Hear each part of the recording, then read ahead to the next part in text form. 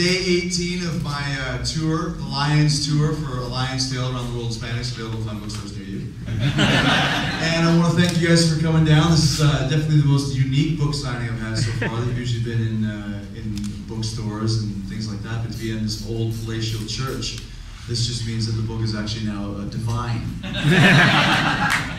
Which is very cool as well, because I just found out yesterday that A Lion's Tale is now a New York Times bestseller. Thank you very much.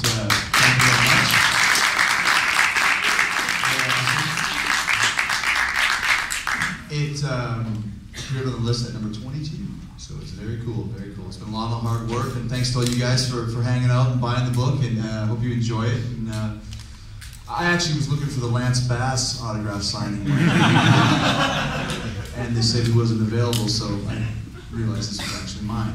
So, very cool. So, you know, I think we just keep it wide open. I'd like, if you guys want to ask some questions, and if you guys want to know anything about the book, or know anything about me, or if you, whatever you want me to do. You want me to come wash your car, make you a sandwich, come over to your house and clean your room, whatever it is, I'm here for you guys. So what we're going to do is we got Tyson Donahue over here.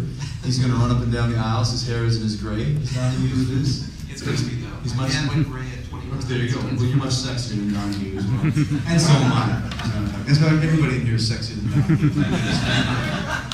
So, yeah, I mean, we have a, you know, just whatever you guys want to know. We'll have a little chat. We'll hang out for a bit and have some tea and strumpets, and we'll rock it. Well, hey, before we get into questions, can you just talk a little bit about what prompted? Oh, sure. See, well, this is why he's in charge. See, you had to ask the first question. We should have had you in the crowd wearing a Groucho Marx mustache. I have a question. What prompted you to write the book?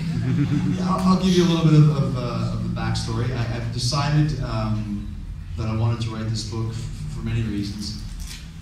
I think the story that I have is a very unique story. I have a journalism degree, and I always wanted to write a book, and I thought it would be a really interesting tale, because this isn't so much a wrestling book. I wrote it more for, just as much for non-wrestling fans as I did for wrestling fans.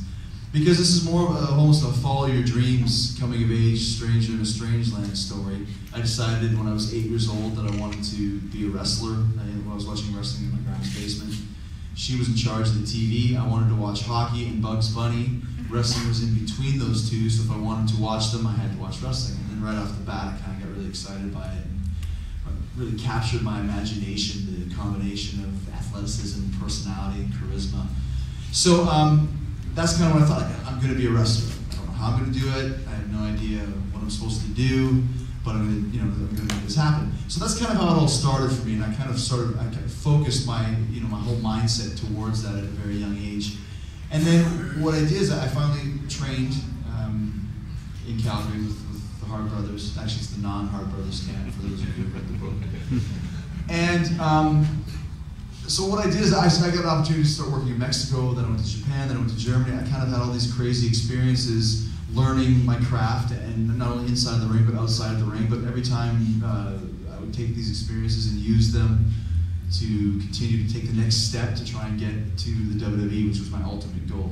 It took me 9 years to get there, and this story is my story of this journey of mine. And like I said, it's got a lot of great wrestling tales in it, but more than anything, it's also just, this is my journey to get to this dream of mine.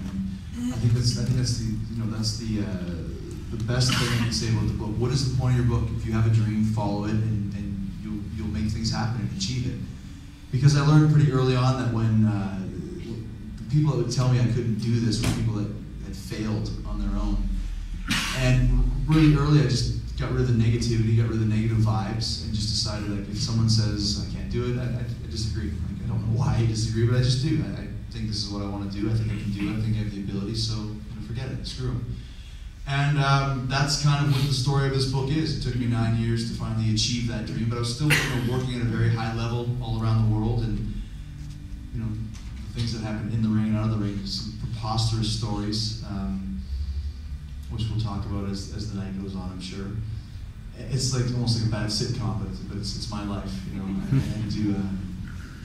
When I started getting some notoriety in Mexico, they sent me to a kid's Christmas party at a factory.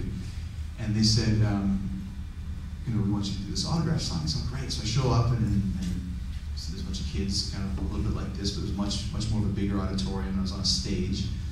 And I was wondering, like, where am I supposed to sign these autographs? Like, where's, and so we're not here to sign autographs, you're here to give a speech.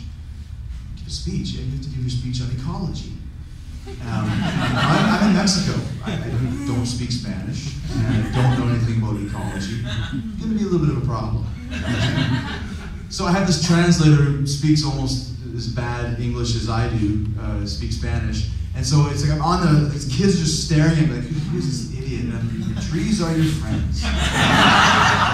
Los árboles son tu amigo. Please carpool. Nosotros en carro. And then tumbleweeds are blowing by, and crickets are chirping, and a kid is picking his nose, and I actually heard him picking his nose. That's how lame this signing was, or this speech was. So you think, I mean, this is literally something out of like a bad episode of, you know, The King of Queens or something like that. I'm gonna go give a speech on ecology, dear.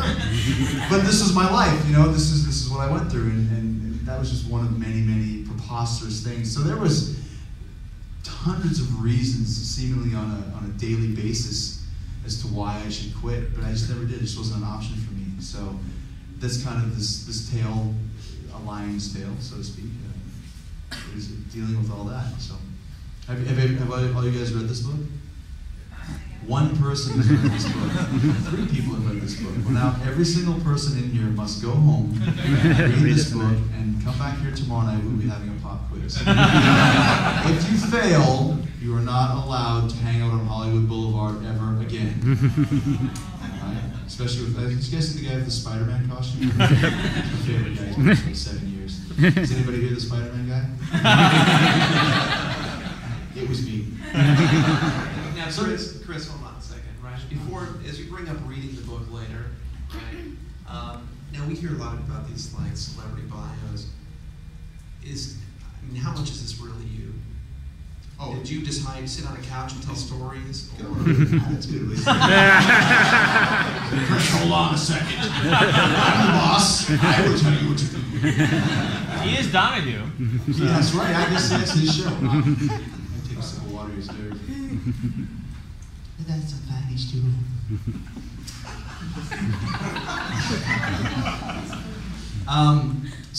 Yes, this is 100% me.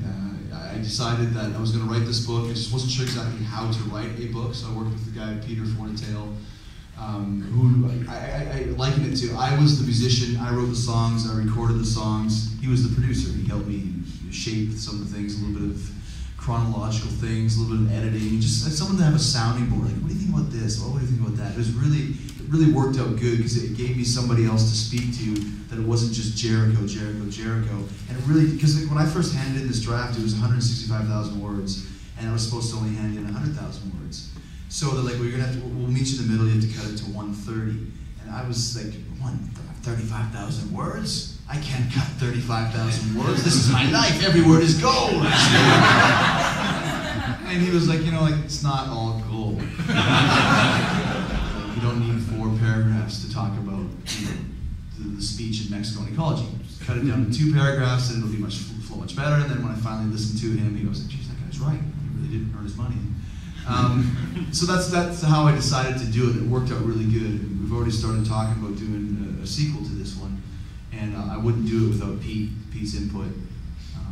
Because I told him from the start, I'm writing this book, you're not a co-writer, you're basically just a consultant. And he was cool with that.